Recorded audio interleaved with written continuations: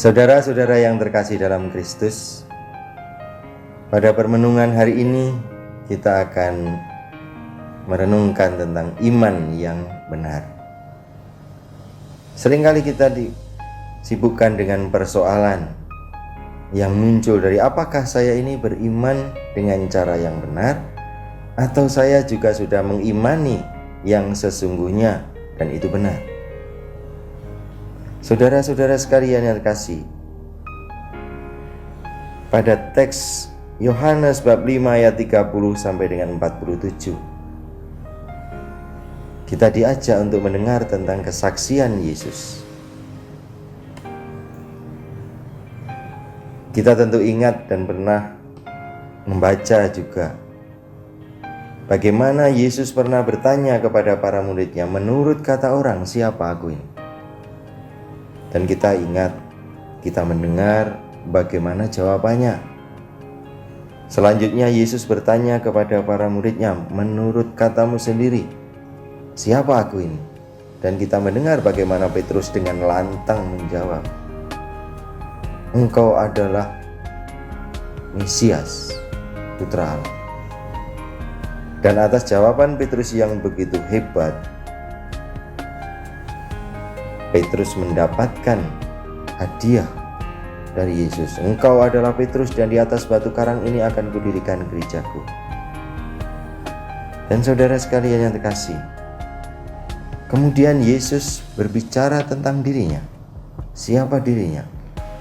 Dia adalah yang akan masuk Yerusalem. Dia akan ditangkap. Dia akan disiksa. Dia akan dibunuh dan akan bangkit pada hari yang ketiga. Apa reaksi Petrus? Dia menarik Yesus ke samping dan menegur Yesus.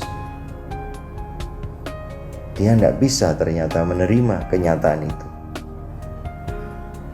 Apa yang Tuhan Yesus sendiri kehendaki diimani, ternyata belum ditangkap oleh para murid, termasuk Petrus. Dari peristiwa itu kita belajar tentang iman yang benar, yaitu iman yang bersumber dari Yesus sendiri, yang dikatakan oleh Yesus sendiri, dan yang dihidupi oleh Yesus sendiri. Teks Yohanes bab 5 ayat 30 sampai dengan 47 tentang kesaksian Yesus atas dirinya mempunyai latar belakang peristiwa si lahir buta yang disembuhkan oleh Yesus. Peristiwa itu terjadi di kolam Bethesda. Cukup unik bagaimana Tuhan Yesus itu menyembuhkan si lahir buta ini. Dia meludah ke tanah, diaduknya, kemudian dioleskan ke matanya, lalu disuruh mencuci, baru kemudian melek. Biasanya Tuhan Yesus menyembuhkan dengan cara yang sederhana, cukup bersabda dan terjadilah kesembuhan itu. Dari peristiwa itu si lahir buta sembuh. Kemudian ia dipercaya bahwa Yesus adalah orang benar. Dia berasal dari Allah. Sebaliknya, orang-orang Farisi tidak percaya bahwa Yesus itu orang benar karena ia melanggar hari Sabat. Mukjizat yang dialami oleh si buta yang disembuhkan merupakan peristiwa yang menyembuhkan bukan hanya secara fisik tapi juga secara rohani. Mengenai mukjizat, saudara-saudara sekalian terkasih, kita mengetahui bahwa mukjizat itu mempunyai dua dimensi.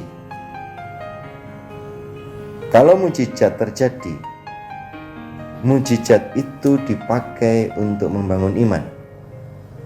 Kita ingat bagaimana orang-orang yang menerima mukjizat itu kemudian menjadi beriman. Tapi juga ada mukjizat yang terjadi sebagai buah dari iman kepercayaan orang yang bersangkutan atau orang lain yang beriman. Nah, pada peristiwa mukjizat penyembuhan si lahir buta, jelas si buta imannya terbangun dan ia menjadi beriman. sementara orang Farisi tidak. Saudara-saudara sekalian yang dikasihi Tuhan, kebenaran itu tetap kebenaran. Diakui atau tidak, realita kebenaran tidak berubah. Disinilah sebetulnya kesaksian Yesus nilainya. Yesus pada kesempatan ini memberikan kesaksian tentang dirinya, bahwa dirinya adalah utusan Bapa, dan ia adalah pelaksana dari kehendak Bapa yang sempurna. Diakui atau tidak diakui, realita ini tidak berubah. Dan inilah nilai kesaksian Yesus. Barang siapa percaya akan hal itu, dia mendapatkan buah keselamatannya. Realita yang tidak berubah, entah diakui atau tidak, itu juga yang membuat Yesus akhirnya bersabda, "Aku tidak memerlukan hormat, aku tidak memerlukan kesaksian dari manusia." Dengan yakin dan dengan mantap, Yesus menyampaikan tentang dirinya, dan itu yang perlu diimani. Maka marilah kita beriman dengan cara yang benar, beriman dan iman yang kita yakini itu memang iman yang benar. Ini penting. Kita perlu beriman dengan bijak. Beriman sebagaimana Allah ingin diimani, bukan sebagaimana yang kita ingin imani semau kita sendiri. Hal ini perlu agar kita mengimani yang sungguh-sungguh benar tentang Allah, bukan mengimani Allah sebagaimana ciptaan pikiran kita sendiri, kemauan kita sendiri. Allah dan kebenarannya tetaplah sama, tetap menjadi kebenaran, diakui atau tidak.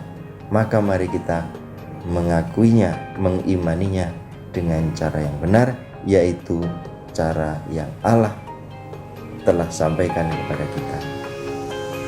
Amin.